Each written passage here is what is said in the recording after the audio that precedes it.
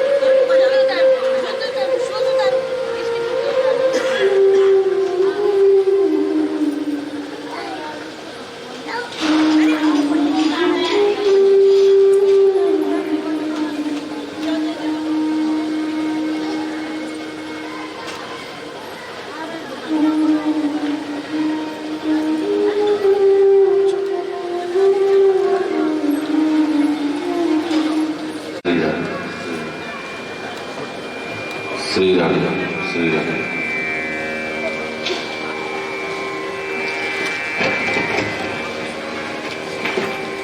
श्री राधे राधे श्री राधे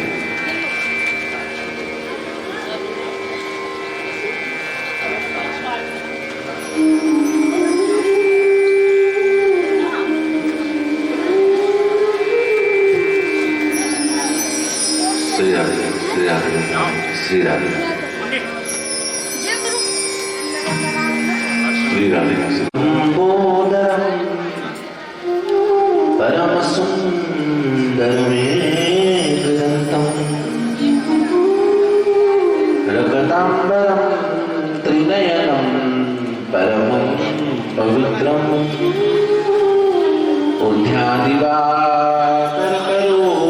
उद्यादिवाकरोज्ज्वलकायकान्तम् विघ्नेश्वरं सकलविघ्नहरं नमामि कान्तिश्रितामृषितमीलितसारदिन्दु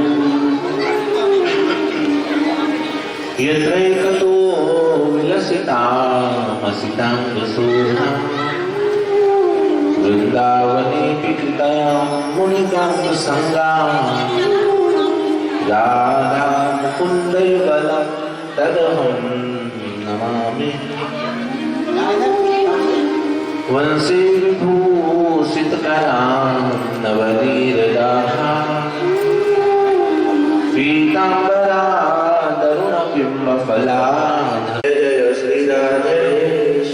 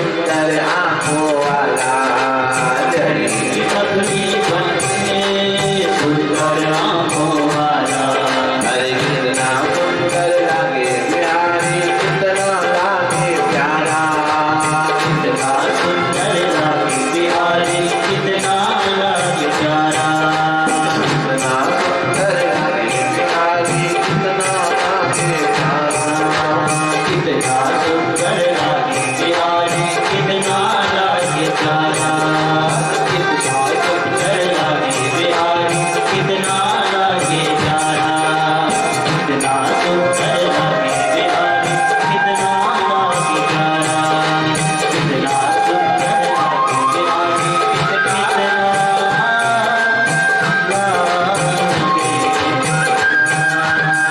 के बिहारी लाल की जय राधा रानी सरकार की जय। कल की दिव्य कथाओं में आपने आनंदी और ज्ञान प्राप्त किया। कल आपने बड़ा सुंदर कर्दम ऋषि का विवाह मां देवहूति से हुआ, यहाँ तक आपने कथा श्रवण करी थी। स्वयं मनु का विवाह कर्दम ऋषि से करके अपने नगर को चले गए। इधर मां भगवती देवहूति का विवाह कर्दम ऋषि से हुआ। तो कर्दम ऋषि तो वन में रहते थे, जंगल में रहते थे। तो उन्होंने कहा मेरा विवाह हो चुका है, तो अब मुझे गृहस्थ का पालन करना चाहिए। तो गृहस्थ को निभाने के लिए कर्दम ऋषि अपनी पत्नी को वन से, जंगल से, क्योंकि जंगल में शादी हुई थी, अपने वन से कर्दम ऋषि अपनी पत्नी देवहूति को अपने आश्रम की तरफ ले गए। जैसे ही आश्रम की तरफ पहुंचे ना मां देवहूति आश्रम के भीतर, जैसे ही मां देवहूति आश्रम के भीतर पहुंची, मां देवहूति ने आश्रम के दरवाजों को, कमरों को खोला तो देखा आश्रम पर बहुत धूल मिट्टी जमी थी, क्योंकि हजारों वर्ष से बंद था। मकड़े के जाले थे, कर्दम ऋषि सो रहते नहीं थे और कोई था नहीं, तो मकड़े के जाले लगे हुए थे, सारी मोटी मोटी धूल जमी हुई थी। देवहूति ने कहा स्वामी आपका ये जो आश्रम है बड़ा गंदा हो रखा है, ये अभी बैठने लायक नहीं है, मैं इसको सफाई कर देती हूँ, तब तक आप चौक में बैठ जाएंगे, 1-2 घंटा लगेगा, मैं इसको चमका देती हूँ, घर को गृहस्थ रहने लायक बना देती हूँ। कर्दम ऋषि ने कहा ठीक है देवहूति, आप इस आश्रम की सफाई करो, ये बड़ा आश्रम है और इसको सफाई करते करते तुमको 3-4 घंटा लग जाएगा। बोले हमारा इतना तो लग जाएगा। तो जब तक आप आश्रम की सफाई करते हैं तब तक मैं भी क्यों फालतू बैठूं, तब तक मैं अपने नारायण का ध्यान लगा लेता हूँ। और सुनो देवहूति, जब मैं नारायण की समाधि लगाता हूँ तो मैं भगवान में मेरी आत्मा चली जाती है। जब तुम्हारी सफाई निपट जाएगी ना तब तुम मुझे हाथ से हिलाकर उठाना, जब तक हाथ से नहीं उठाओगी ना आवाज दोगी तो मैं उठूंगा नहीं।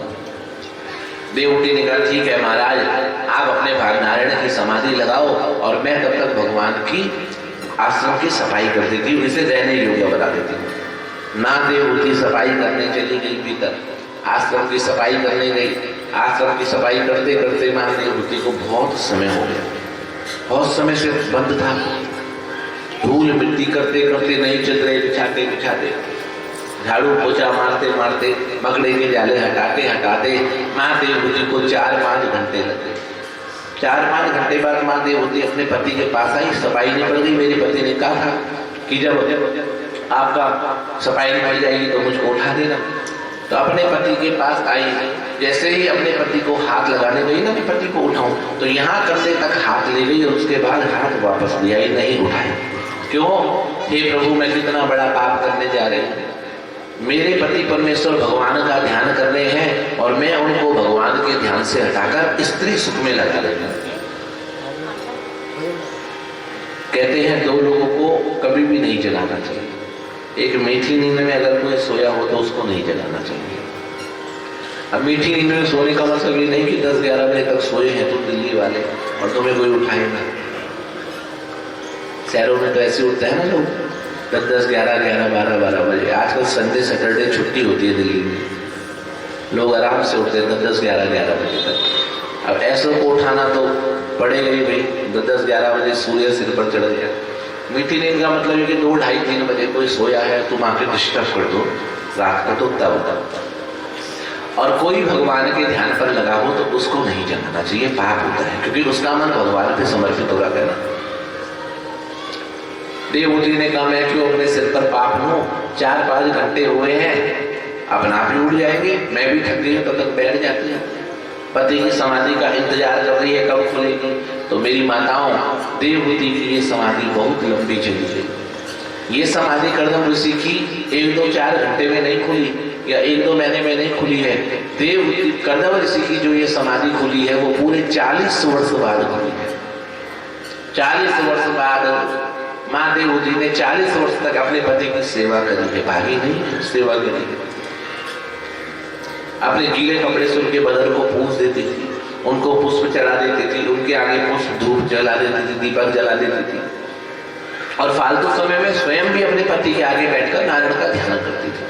आज भी माँ देवहूति अपने पति के आगे बैठकर नारायण का ध्यान कर रही थी। कर्दम ऋषि की 40 वर्ष बाद जब समाधि खुली तो देखा कर्दम ऋषि ने सामने, तो भूल गए अपनी पत्नी को। आंख खोलकर बोले, हे देवी, आप कौन हो जो मेरे आश्रम पर मेरे सामने बैठकर तपस्या कर रही हो?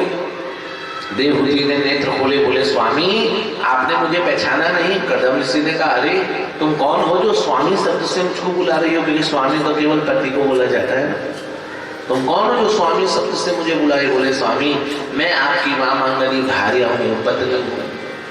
कर्दम ऋषि ने कहा, मेरी पत्नी, मेरा तो विवाह ही नहीं हुआ। भूल गए ना सर, क्योंकि अभी अभी आत्मा 40 वर्ष बाद परमात्मा से मिलके आई है, तो गृहस्थ को तो भूल ही जाएंगे ना संसार के सुख साधनों को। देवहूति ने याद दिलाया, हे स्वामी, आज से 40 वर्ष पूर्व मेरे पिता स्वयंभू मनु ने आपके साथ मेरा पाणी ग्रहण संस्कार किया था। आपने नारायण से वरदान मांगा था कि आपको एक सुंदर सुशील पत्नी मिले, तो उन्हीं की कृपा से मैं आपको मिली हूँ। महाराज मैं आश्रम में सफाई करने आई थी और आप अंदर तपस्या करने बैठ गए थे। आपने मुझे कहा था उठा देना, पर मैं आप भगवान की भक्ति में लीन थे ना, आपको उठा नहीं पाई।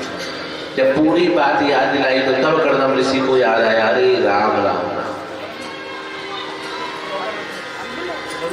देवहूति तुमने मुझे उसी टाइम क्यों नहीं उठाया? याद आ गया। बोले, महाराज उठाने तो आई थी, पर मेरे मन ने गवाही नहीं दी, क्योंकि आप भगवान नारायण के ध्यान पर बैठे थे और आपको जगाना मुझे उचित नहीं लगा।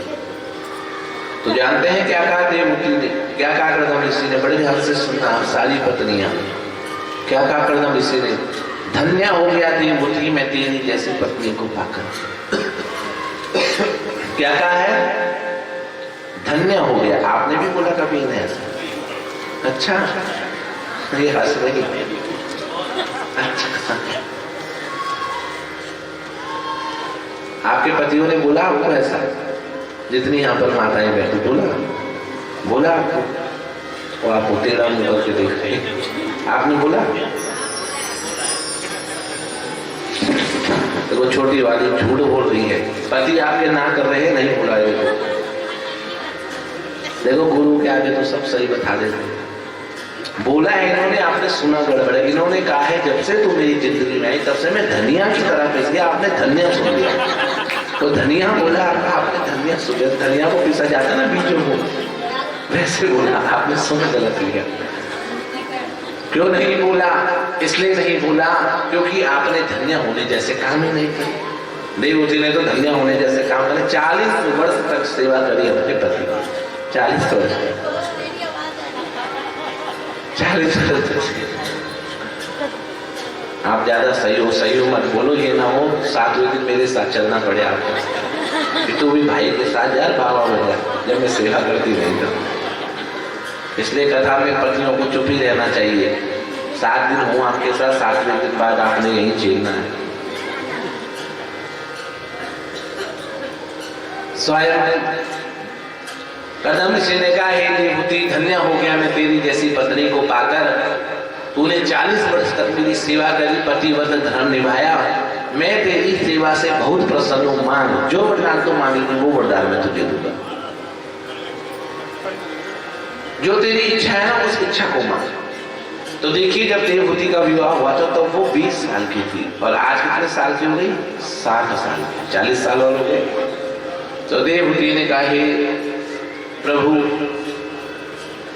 हे कर्दम ऋषि, इच्छाएं, आशाएं, आकांक्षाएं ये तो सब जवानी में होती है ना। पति के साथ घूमने चले जाना, पति के साथ प्यार से लड़ लेना, एक साथ खाना खाना, है ना, ये तो सब जवानी में होती है और बुढ़ापे में कोई इच्छा नहीं रह जाती। परंतु फिर भी प्रभु आप जब बोल रहे हैं कि तेरी क्या इच्छा है और आप मेरी इच्छा का वरदान देना, तो इच्छा तो नहीं है, परंतु एक लड़की के लिए पत्नी बनना तो सौभाग्य की बात है ही, पर पत्नी बनने के बाद माँ बनना भी बड़ा सौभाग्य माना गया है। और महाराज आपने ब्रह्मा जी को वचन दिया है कि उनकी सृष्टि में आप उनकी मदद करेंगे। तो हे महाराज मेरे को भी इस संसार में ग्रस्त को पूर्ण करने के लिए संतान चाहिए। जैसे ही कर्दम ऋषि ने सुना तो कर्दम ऋषि बड़े प्रसन्न हुए और कर्दम ऋषि ने अपनी योग समाधि के बल से एक सुंदर कामद नाम का विमान उत्पन्न कर दिया।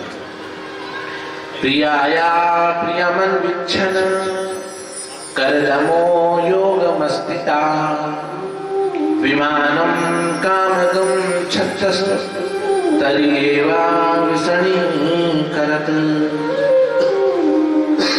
कर्दम ऋषि ने अपने योग समाधि के बल से कामद नाम का विमान उत्पन्न किया। कामद किसको कहते हैं? जिस विमान के अंदर बैठ के मनुष्य की सारी कामनाएं पूर्ण हो जाए। इसमें कैसा विमान है? सोने का विमान है। इसमें मणियों के तो फर्श है, स्फटिक की छत है, सोने के खंभे लगे हुए हैं, इसमें ही एक दिव्य सरोवर है, हजारों सैकड़ों दासियां हैं और सारे जीवन के जो सुख साधन होते हैं ना, वो सारे सुख साधन इसमें परिपूर्ण है। कर्दम ऋषि ने दासियों को कहा, दासी मेरी इस देवहूति को आप सुंदर दुल्हन की तरह सजाकर मेरे पास ले। उन दासियों ने देवहूति को उस दिव्य सरोवर पर डुबकी लगाई। जो सरोवर था ना, 3 डुबकी लगाई, तो तीसरी डुबकी में जब देवहूति बाहर आई है ना, तो 60 साल की देवहूति 20 साल की कन्या बन गई। ऐसा दिव्य सरोवर था। दासियों ने सुंदर दुल्हन की तरह सजाया और दुल्हन की तरह सजाकर कर्दम ऋषि के हाथ में उनका हाथ ले लो महाराज, ये आपकी पत्नी को हमने सजा दिया।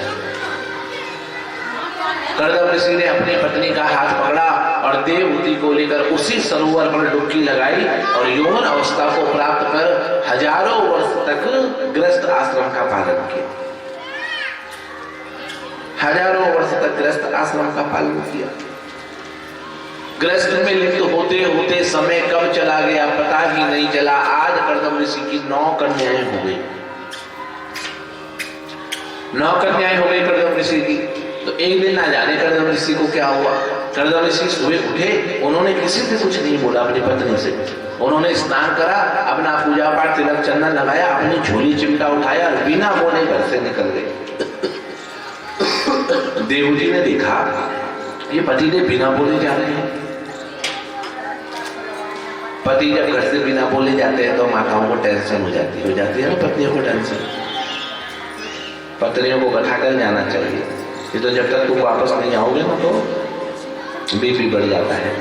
अब कहीं फोन भी आ जाए, पति बोले सुनो जरा मैं खाना नहीं खाने आऊंगा, लंच में नहीं आऊंगा, पत्नी का ये शब्द होता है, ये बताओ गए कहाँ हो तुम, होता है ना। पति घर से बाहर निकलते तुम बोलती कहाँ चले सुबह सुबह, और तभी गुस्सा हो जाते हैं, कहाँ नहीं बोलती। देवहूति ने कैसे पूछा, देखो देवहूति से ये जो कथा है ना गृहस्थ आश्रम की कथा है, गृहस्थ को कैसे जीना चाहिए वो कथा है। देवहूति ने कैसे बोला, हे स्वामी आज आप प्रातः काल निकल रहे हो, झोला भी आपने टांग दिया है। अच्छा महाराज जाइए जाइए जा रहे हैं, पर ये बताइए नाश्ता तो आप नहीं कर रहे हैं, दिन के लंच में आ जाएंगे या रात्रि भोजन में आएंगे, लगता है आप 2-3 दिन के लिए जा रहे हैं, ऐसे बोला। ऐसे अगर आप पूछेंगे ना तो पति फट से बता देंगे। कर्दम ऋषि ने कहा हे देवहूति मैं जा तो रहा हूं पर आऊंगा नहीं। देवहूति ने कहा महाराज आप ऐसा कहाँ जा रहे हैं जहाँ से आप आएंगे ही नहीं, ऐसी तो एक ही जगह है जहाँ से जाकर मनुष्य आता ही नहीं। कर्दम ऋषि ने कहा हे देवहूति मुझसे बहुत बड़ा पाप हो गया, मैंने बहुत बड़ा पाप कर दिया और मैं उस पाप का प्रायश्चित करने जा रहा हूँ। देवहूति ने कहा महाराज हजारों वर्ष मुझे आपके साथ हो गए, मैंने आपको कोई पाप करते हुए नहीं देखा। हाँ मुझसे पहले आपने कोई पाप किया हो तो मैं जानती नहीं, जब मैं आपकी जिंदगी में नहीं थी तब आपने पाप किया हो तो मैं नहीं जानती, पर महाराज अब मैंने आपको पाप करते हुए देखा नहीं जब से मैं आपके साथ हूँ। और ठीक है अब आपने पहले पाप किया हो या बाद में पाप किया हो, अब मैं आपकी अर्धांगिनी हूँ। अर्धांगिनी का अर्थ क्या होता है, आपकी अर्धांगिनी है ना, इनका अर्थ क्या होता है, अर्धांगिनी का अर्थ होता है पति ने जो पाप और जो पुण्य किया है उसका आधा आधा फल पत्नियों को भी भोगना पड़ता है। इसलिए तो उन्हें अर्धांगिनी कहते हैं। महाराज मैं भी चलती हूँ, पाप किया है तो आपके लिए क्यों जाएंगे, दोनों ही पाप के भोगी हो गए। पर पहले बताइए तो सही कि आपने पाप क्या किया है। कर्दम ऋषि ने कहा, हे देवहूति, जब तो मेरी जिंदगी में आने वाली थी ना, तो भगवान नारायण ने मुझको बता दिया था कि तू मेरी पत्नी बनकर आएगी। तभी मैंने भगवान नारायण को वचन दिया था कि हे देवहूति, मैंने भगवान को वचन दिया था कि जहां मेरी एक संतान होगी वहां मैं गृहस्थ आश्रम को त्याग कर वानप्रस्थ चला जाऊंगा। और देवहूति, मुझसे कितना बड़ा पाप हो गया। मैंने एक संतान के लिए बोला था और आज मेरी 9 संतानें हो गई, 9 कन्याएं हो गई, और मैंने कितना बड़ा पाप कर दिया। इसलिए मैं भगवान को दिए हुए वचन को निभाने जाऊंगा। देवहूति ने कहा, महाराज ये पाप किया है आपने। बोले हाँ, तब तो आप अकेले चले जाइए, तब मैं आपके साथ नहीं करूंगी। कर्दम ऋषि ने कहा, क्यों? अभी तो आप बड़ा उदाहरण दे रही थी देवहूति का, पाप का, अर्धांगिनी का, कि आधा कर्म भोगना पड़ता है पत्नी को। अब मेरा पाप सुन के डर गई? बोले हाँ, आपका पाप सुनकर डर गई हूँ। हे प्रभु, आपकी नजर में जो आप करने जा रहे हैं वो पाप है। आप कहते हैं आपने भगवान को वचन दिया कि जहां मेरी एक संतान होगी वहां मैं गृहस्थ को त्याग के वानप्रस्थ ग्रहण करूंगा। पर प्रभु, आप अगर एक संतान होने में चले जाते हैं ना, तो मैं कहती चलो कोई नहीं, आपने वचन निभाया। आपको अब होश आई जब आपकी 9 संतान हो गई, 9 कन्याएं हो गई, तब होश आई आपको। आप कह रहे हैं भगवान को वचन दिया है, कितना पाप करने जा रहे हैं आप चले जाएंगे, ये 9 कन्याएं हैं, इनका लालन पालन कौन करेगा, इनको वस्त्र आभूषण खाना कौन देगा, कल ये जवान होगी तो इनका विवाह कौन करेगा। महाराज आपको जाना है जाइए, पर मेरी एक बात सुनते जाइए। आप विद्वान है कर्दम ऋषि, और हमारा शास्त्र, हमारा धर्म क्या कहता है। देवहूति बता रहे हैं, बड़े ध्यान से सुनना। उत्पाद्य पुत्रान् निर्णाश्च कृत्वा वृत्तिं च तेभ्यो विधाय काञ्चितम् स्थाने कुमारी प्रतिपाद्य सर्वा अरण्यसस्तो अथ मुनिर्भुभुसेता। आप लोग गृहस्थी है ना, सभी लोग माता पिता है। कहते हैं बच्चों का ऋण होता है माँ बाप के, माता पिता का ऋण होता है बच्चों के ऊपर। हमने आज तक यही सुना है कि बच्चों का ऋण होता है माँ बाप के ऊपर, यही सुना ना, पर नहीं, पहले माता पिता का ऋण होता है बच्चों के ऊपर। यही देवहूति सुना रही है महाराज। हमारा शास्त्र, हमारा धर्म, हमारा पुराण कहता है जिन बच्चों को आपने पैदा किया है, उत्पाद्य पुत्रान् निर्णाश्च कृत्वा, जिन बच्चों को आपने पैदा किया है ना, उन बच्चों को अपने सामर्थ्य के अनुसार उनका लालन पालन करो, उनको वस्त्र दो, उनको खाना पीना दो। जब वो बच्चे बड़े हो जाए ना, तो उनको अच्छे अच्छे स्कूलों में, जितनी तुम्हारी हैसियत है उसके अनुसार आप उन्हें स्कूलों में पढ़ाओ। जब आपकी लड़कियां जवान हो जाए, शादी की योग्य हो जाए, तो उन लड़कियों का योग्य वर ढूंढ के विवाह कर दो। योग्य वर का मतलब, लड़की ने अगर इंटर करा है तो लड़का बीए होना चाहिए, बीए नहीं है तो इंटर तो होना ही चाहिए। लड़की अगर आपकी 20 साल की है तो लड़का 23, 24, 25 साल का होना चाहिए, ज्यादा गैप नहीं होना चाहिए।